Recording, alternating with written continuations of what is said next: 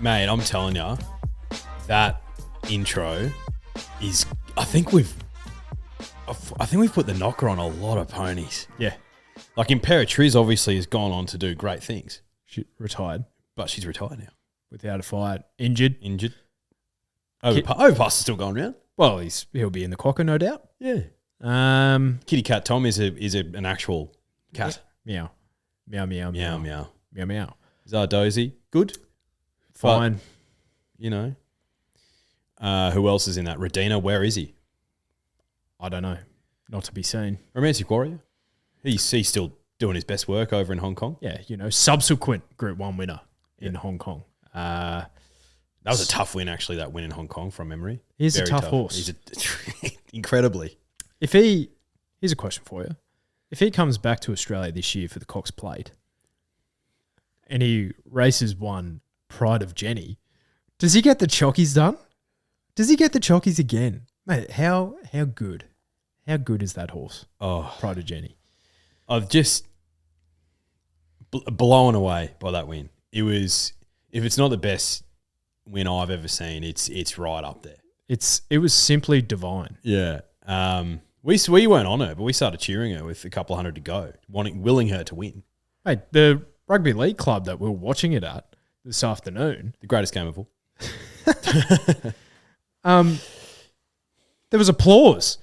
Yeah. About 100 from home. That used to happen for who? That we started. Yeah, that used to happen for who? Winx. Winx. And I made the comment after the race. I don't know if Winx is making a background. She was a furlong ahead. A furlong. She was a furlong ahead. Unbelievable. Absolutely unbelievable. We were sort of talking about it after the race. It's like she ran an 11:11 sectional, which is just like that. You're doing that in the TJ. Yeah. Like you're doing that in the TJ. It's like it's not your fastest split. No. But it's a quick split in the TJ. Yeah, it is. It's almost like, because I think you start off a bend there. And basically, as soon as you get to that, like the straight at probably the 1,800 metre mark there at Randwick, I think Declan Bass was like, all right, off you go, girl. Yeah. Let's grind these fuckers into the earth. And grind them he did. Just her ability to reel off those sectionals. And yeah, she was obviously slowing down, particularly over the last 400 metres. But the race was won. As soon as she got this far ahead, it became mathematically impossible for anything else to beat her. Yeah. Unless she was running like 14-second sectionals. But we've seen that she can sustain it over a mile, and she's just done it over 2,000 metres. It's like the Australia Cup was a prep run for this. It's honestly like the Australia Cup was she hasn't gone to 2,000 metres for a while. Let's just like try and steady her pace a little bit more to give her every possible chance to run out a strong 2,000 metres. And they nearly did win, cascading with an absolute ripper. But this time it was like, okay, let's just do what she does over a mile. Yeah. And just reel off the same sectionals and just see what happens. Let's roll the dice with the copyright, because I want to hear Darren do his, actually, I need to do my, just keep talking because I need to connect this. Yeah, you connect that, mate, while I keep talking. But yeah, honestly, it was absolutely breathtaking, and we've said it on the podcast multiple times that she's the best thing to happen to our weight for age ranks for a long time. She just adds like an extra couple of layers to each of the races. Because I don't think she's going to turn up like she did in the All-Star Mile or like this every single time, right? Like I just don't think that's possible for her to do that. But if she turns up like this, like one in every 2, 1 in every 3 times, it's just like you have to back her every start. Yeah. And she's starting at prices that aren't like she was respected by the bookies then, but I think the World Pool had $6 or $7. Yeah, I think that was at one point. More so because they came for Via Sistina. Yeah. As well. All right, let's see if this works. Give me a second. No, that's not working. Oh, I know why. Give me a second. Mate, you keep going, all right? If we need to stitch this, we can stitch this. It works. It works. Mate, works a magic. And then the lone 3-year-old Chaya Wolf. There we go. Via Sistina, the short price. All right, let me just get this to because Darren was doing Was this far in front in a Group 1.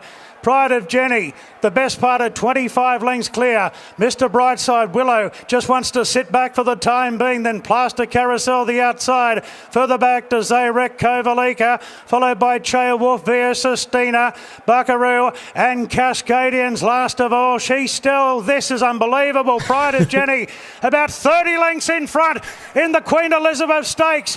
She keeps going, coming up the rise. At the moment, Mr. Brightside is being challenged by Kovalika, and then came Buckaroo via Sistina. She's winding up. She's getting to second, but Pride of Jenni at the 200. My goodness, 15 in front. Declan Bates goes for the whip, riding a ride out. There's no need. This is a demolition job. Pride of Jenni in the Queen Elizabeth Stakes. My oh my, Via Sistina second, Mr. Brightside third, Cascadian fourth. I don't think Darren Flindell could quite believe what he was saying. No one did. No one did. And Nick Foote of 2 Units podcast fame, of AFL umpire fame, basically said, in his lexicon, in his memory, when he thinks of like the gun front running ride, out you go, Lesquotti Spirit, who we were trying to think of in the preview podcast. Enter Pride of Jenni, Declan Bates in the Queen Elizabeth. Yeah. Magical. Sensational. Does stuff like that just doesn't happen that often. No. No. I said the performance of the autumn will probably come in this race, but it was, I thought it might have been Via Sistina, but that was absolutely unbelievable. The best win I've seen in God knows how long. The most dominant win I've seen since Zaki's Doomben Cup. Yeah. Where he put 10 lengths on him. Yep. Because I'll have a look at the official margin according to Racing New South Wales here. Let's have a look. 6.54 lengths. 6.5 lengths. She just put 6.5 lengths on Via Sistina, who's one of the best mares in Europe. Who was a length away from winning a Champion Stakes at Royal Ascot. Yeah. Like, proper world-class form. Like, Placer Carousel won a Group 1 in France. Yeah. Like, my God. Speechless. I think, we were both giving Kovalika a chance, I guess. Like, we put him in our numbers. At that 4. Price, yeah. Yeah. He finished 5th, beaten 10. Now, going from a mile to that setup is not ideal. Not ideal at all. Like, he should have had a run in the Ranvit, and then he should have come to this. Yeah. Even the Tancred. Yeah, even the Tancred. Because, Calipaul was gallant in a Sydney Cup, but it's Calipaul, right? Yeah. Where'd he finish in the Melbourne Cup, Calipaul? Last 4 or 5? 16th, yeah. Pride of Jenni, wow. So surely now you take it for a well-deserved rest if you're Kieran Maher and you're thinking, I am going to win this Cox Plate. Yeah. Because when she's most vulnerable, looking at her profiles, first up, she's had 7 runs, no wins for a second and a third. And she only just got beaten in the CF4 over 1,400 metres. She's just bulletproof. Absolutely bulletproof. Like her last 6 runs, she's finished in the Quinella. Yep. Starting at that mile race at Moonee Valley, where Amelia's Jewel beat her. That's probably where she's been probably the most impressive win of her last 6, against her. Empire Rose, Group 1, Kentala, CF4, All-Star Mile, Australia Cup, bang, into this as well. Unbelievable, mate. Yeah. I was wrong about her not running out the 2000. It's so exciting though. It's brilliant. Yeah, it's brilliant. It's heart in your mouth type stuff. She's got the spring at her mercy. I think we've learned so much about her this prep, right? Because her two best performances are when she's done sectionals in the middle section where you're like they're going to run it down, but then they just don't. So first up in the CF4 or whatever it was, like she went at a good tempo, but not at one where you're like, oh shit, they're definitely going to run it down. Yeah. And Mr. Brightside was close enough to run it down. All-Star Mile went breakneck speed. Obviously, we saw what she did there. Australia Cup, she ran a good tempo, but not a breakneck, ridiculous tempo. So I think what we've learned about her is you want Declan Bates to just, if you see her out in front by 10 lengths, like she's wrapped it up. Honestly, like if she's in front by 10 lengths and there's, 800 metres to go, 600 metres to go,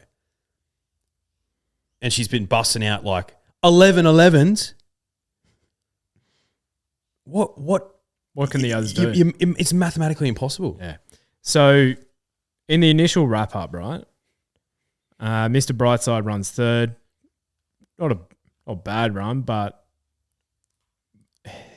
Via Sistina was never in a position to win that race because, one, she was too far back, but two, there wasn't any horse of the following pack that was willing to chase her. No. Because Brightside was the next in line, and Craig's not going to make that move as that leading horse of that pack, because if he did that, he would run last. They would blow up because you need to conserve his energy over this distance. So I think, like, in a different situation, could Via Sistina beat her? Probably not. Probably not. Nothing could have beaten her today. Yeah. We're going to Saturday Drifters. Nothing could have beaten her. Yeah.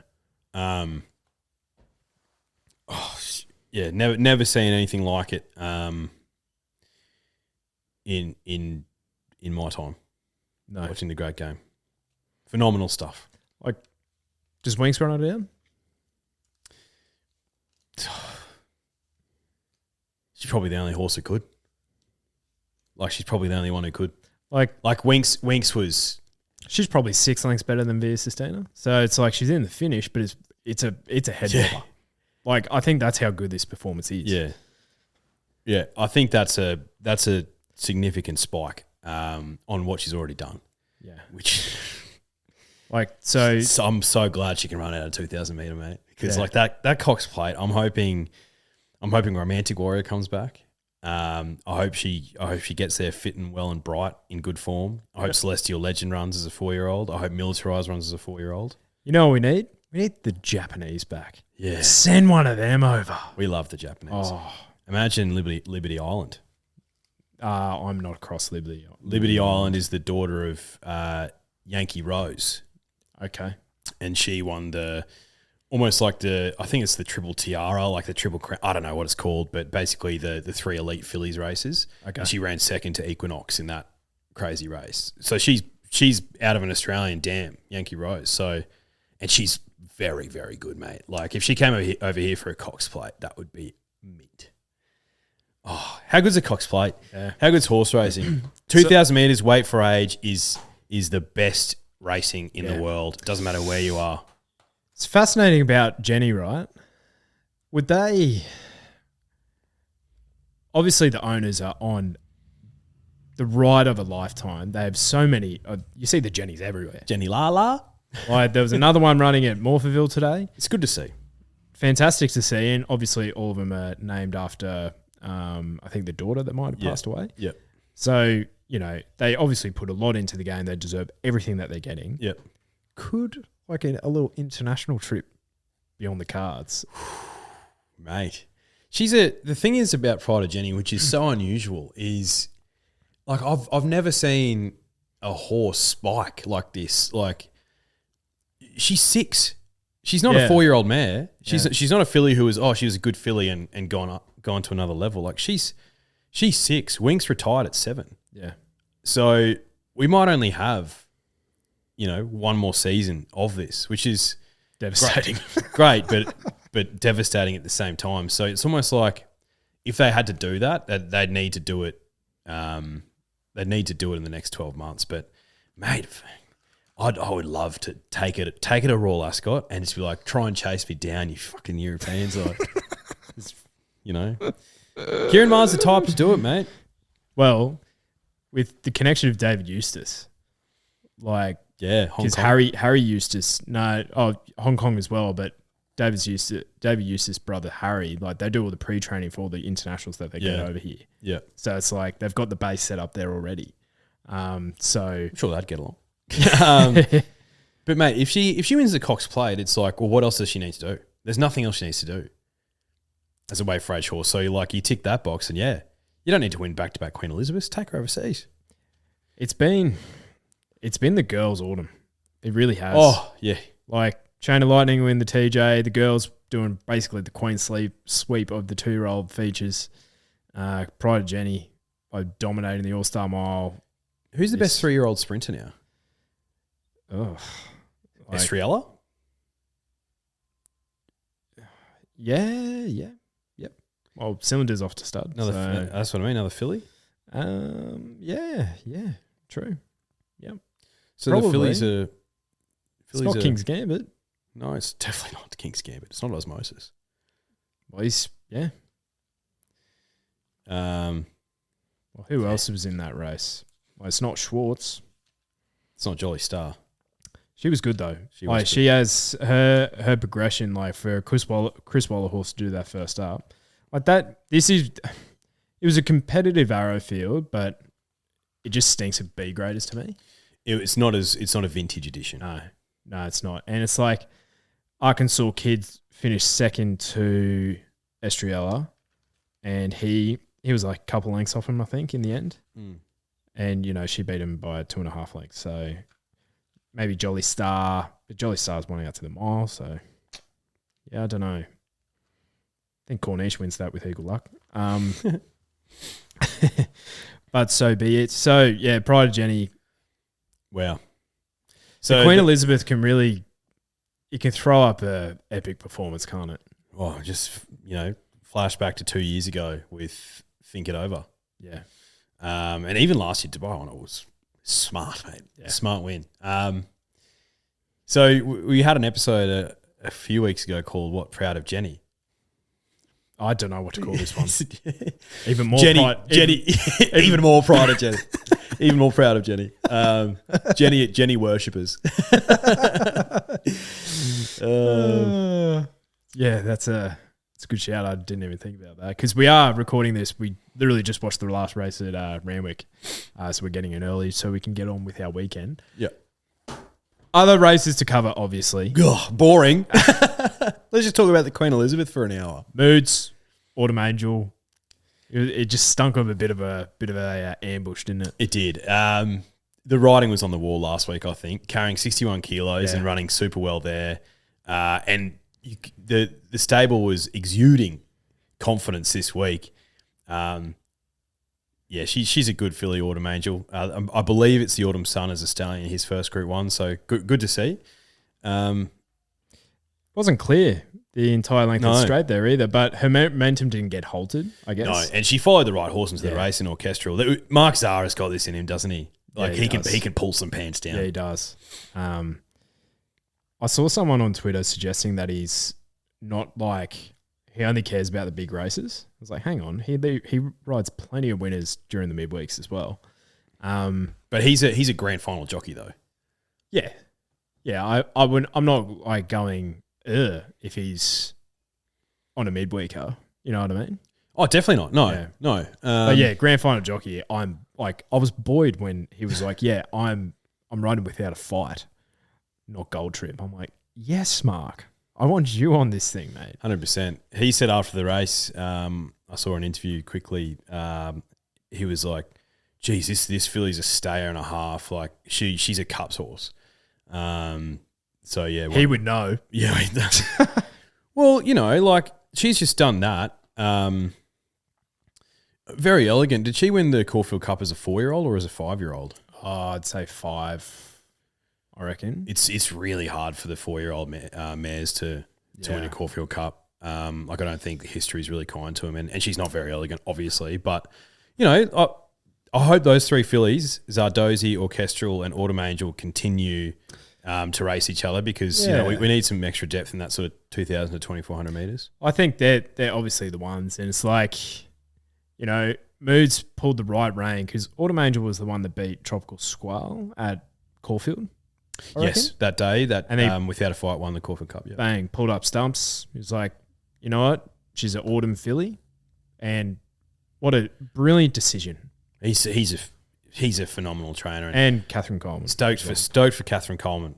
2 Group 1s in 2 weeks. So good on her. Yeah, absolutely. And Zardozi was good. Just had to. It's tough coming back from that far back, but she did get her head in front of Autumn Angel. So all honours to Autumn Angel. Yep. Absolutely. Yep. Orchestral. Man, she's been up for a really long time. She has, and I thought she had one of these runs in her, but she's still tough, only being a length. Yeah, and Do you reckon they go to a Cox Plate or like a Caulfield Cup oh, with her? Because she'd probably be weighted a bit poorer in a Caulfield Cup because she won the NZ Derby and the Vinery. yeah, hard to say. I think they'd probably avoid Pride of Jenni and take it to a Caulfield Cup. Look, Caulfield Cups in recent years like haven't been as consistently hard to win as a Cox Plate, I'd say. Yep. Yeah, that's true. All right. Sydney Cup. Circle of Fire. Man. This is the one time we don't back a favourite in this race. I know. Not that you ever do, but usually I do. And the favourite gets up. He was good. He was. He was mate, he's run a fair whack. He's Yeah. been 3 wide, no cover there for a long, long, long way. So Sydney Cup winners of previous years, right? So Explosive Jack does a tendon. Hard to say. Absolute stayer. Mansworth didn't run it out, by the way. No. Obviously, we don't know what's going to be in the stewards reports. yeah. So, but mate, he's smart. He's still held them by like 2 lengths. Yeah, 2 lengths on the line. Like the reference is Colourpaw running about 16th in the Cup last year. A lot of different things can happen. He could be going a lot better, but like Serpentine, it's the first time he's really shown anything out to 2 miles. He was good. It was good, Serpentine.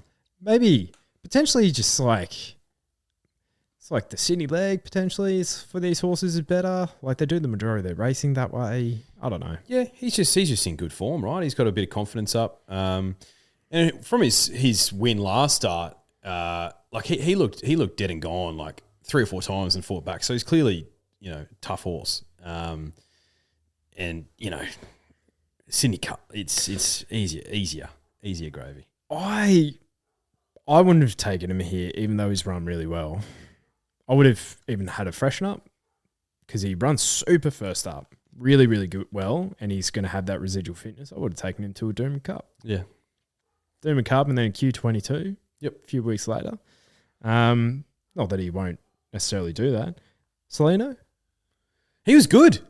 Rattled home for 5th. He just got too far back, the big fella. He did. Plus, he was carrying, 54, 55 kilos, so a bit extra weight. Yeah. But, just too far back, and he needed Hot Nash on to start stoking the fire earlier. He did. But he ran well. He did. He ran well. I guess of the rest, hard to believe that Loft was once a Melbourne Cup favourite. Started $51 and was beaten 8.5 lengths. Shit. Crazy. Now, probably one of the other wins of the championships, Zoo Gotcha, but only just got there. That looked in real time. I thought she lost for sure. I thought she lost. And then, it was not massive, but it was a clear win. It was a clear photo. Yeah, it was a head. Yeah. Half head. Schnoz. Yeah. Oh, mate, her racing pattern, as soon as she draws a gate, she gives herself every possible chance. J-Mac. She draws out, she doesn't win this. No way. Yeah. The key to her is being on pace because I don't think she's a miler. I think she is the definition of a 1,400 metre horse, Zoo Gotcha. Yeah. Well placed here. Like they did the right thing scratching her from the Donny, obviously. And yeah, J-Mac just got her into the right place, the right rhythm. She was following the right horse, got out at the right time. It was just a great ride. Yeah. Stoked. So I think the race shape did suit her as well, because I'm looking through the last 600 meter figures here, and we don't have the last race on the card, which was 1200, so they probably did run home quicker. Yeah. But of the others on the card, and there was, two 1400 meter races earlier, two 1200 meter races as well, and then another mile race, and this was the second fastest last 600 of the first 9 races on the card. So, yeah, run to suit. Yeah, very much run to suit. So the effort of a tissue Yeah, wow. is even better, I'd say. I think she's going to the breeding barn. A tissue. Oh, it's what would be a tiara or something up here in Brisbane? Oh, there's nothing really left for her, is there? Who? A tissue. No, not really. Because what's her? Leo needs to be careful. Let's have a look here. So 40. So after this, 41 career starts, 10 wins, 7 seconds, 7 thirds. That's what about a 75-80% strike rate, top 3? Yeah. That's phenomenal. A couple of Group 1s. Hell of a training performance by Chris Waller, because she stood in the gates one day. Yeah. As a favourite, I'm pretty sure. Yeah. Like, she's always had the talent, but like last 12 months, basically since this race last year, she's been so consistent. Yep.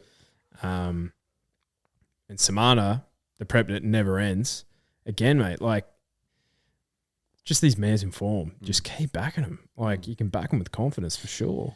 Well, it's not a fence for Zooey, but it's cricket wickets, 1-1-1. Where do you take her now? Like, do you pull up stumps? You got the 2 Group 1s. It's only a 3-run prep. Like, do you need to run again? And if you do, you're probably taking like an all age, but that's next week. Yeah, I reckon you pull stumps. Potentially, I reckon you just keep her fresh for the spring, and then you try and get like a weight for age Group 1 against the boys. Yep. I'd say. Yeah. Well, like the CF4. Yeah, something like that. Yeah. 1400 meters, just right up her alley. And she's only 4, Zooey, so hopefully another couple of years of her. She's not a superstar, Zougotcha. No. But she's just a really consistent mare, well placed, puts herself into races. Like, you're gonna win more than you're gonna lose. I agree with that. Yeah. Lady Camelot was loomed up, but probably end prep for her. Yes. Yeah. Anisa was super. Yes. Sensational. Uno's Cube, mentioned by yours truly, ran a gallant race into 3rd there as well.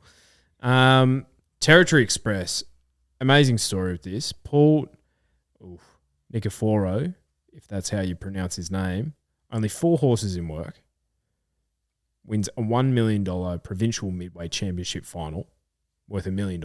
Yeah. Had 2 heart attacks and a stroke in October. Yeah. Outstanding story. Yeah. Love to hear it.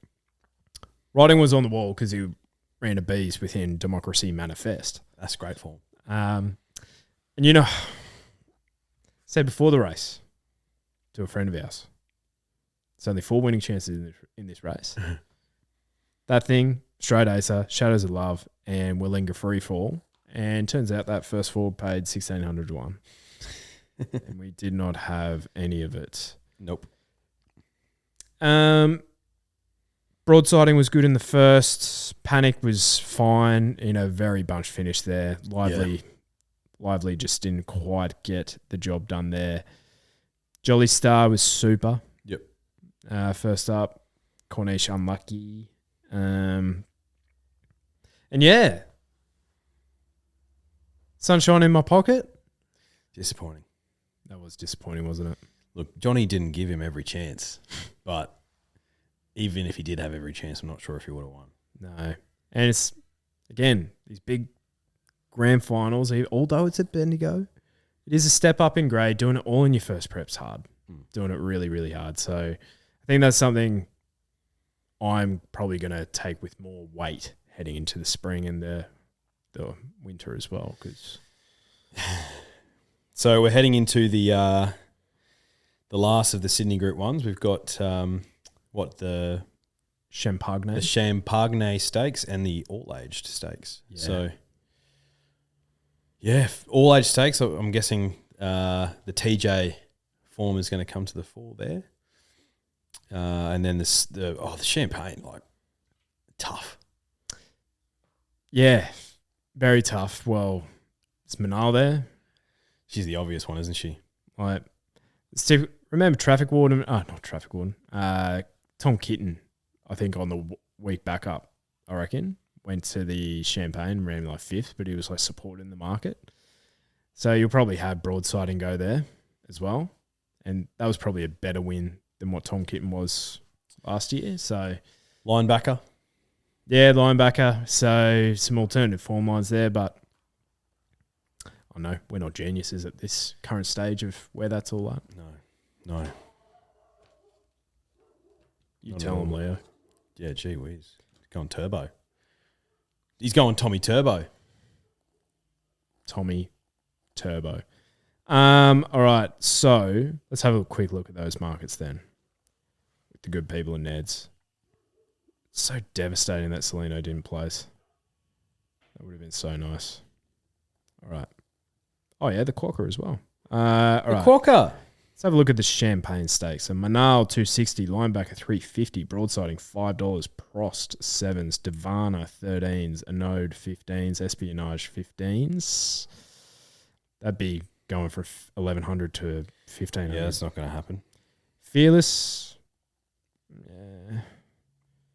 And yeah, good that they've taken Traffic Warden out because he's not going to be there. Skinny Field. Skinny Field. I don't know. The Phillies just doing the clean sweep, Yep. I reckon.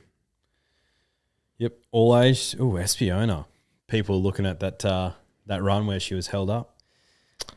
I'd take her on. I'd take her on as well. $3, that's short. Sunshine in Paris, 550. Southport Tycoon, 7s. Magic Time, 8s. Private Eye, 8s. Chain of Lightning, 11s. It's a wet deck. What's the weather doing? That's a great question. Cascadium, surely not. In Secret. Where's she at? Osmosis, Pericles. A little bit of rain around towards the end of the week in Sydney. A little bit of rain on Saturday. So, wet deck. There's no reason why Chain of Lightning can't just keep winning. She's a silly price. She's a silly price. You know who I could entertain in that now, looking at that market? Depending on what it is, Private Eye at 8s.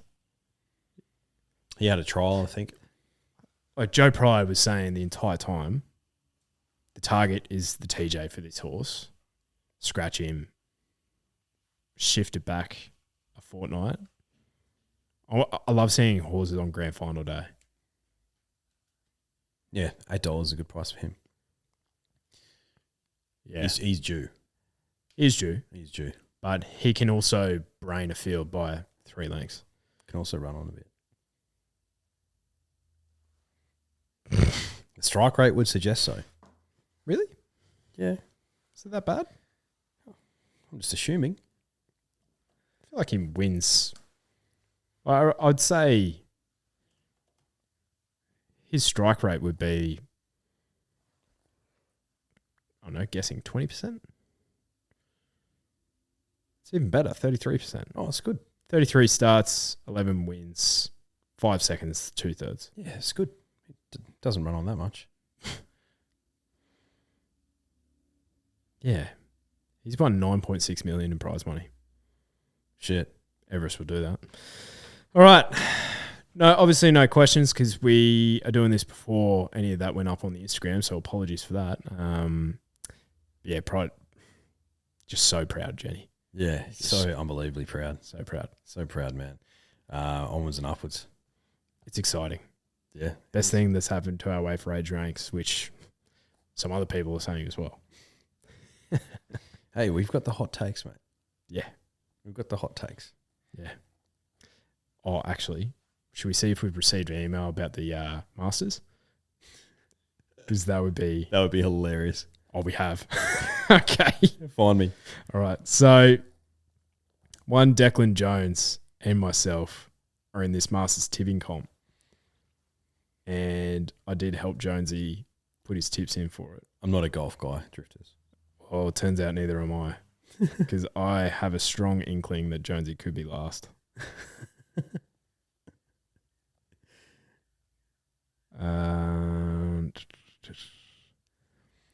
You're not last. Oh, Greg Schaff 3 is like 20th from the bottom. oh, you're kidding. Yeah. Greg Schaff of loves the Broncos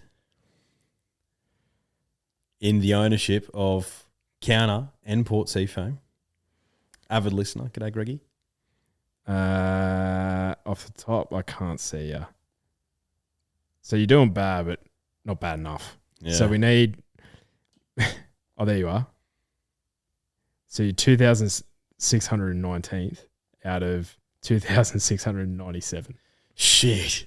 That's So- really bad. So, yeah, basically, Magnolia Lane 19, so that's their 19th entry.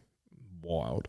They're 52 shots over, and you are 33. So you have, but you have people who are playing the weekend, so you have 2 more rounds for them to shoot 5 over each, and you're in with a chance.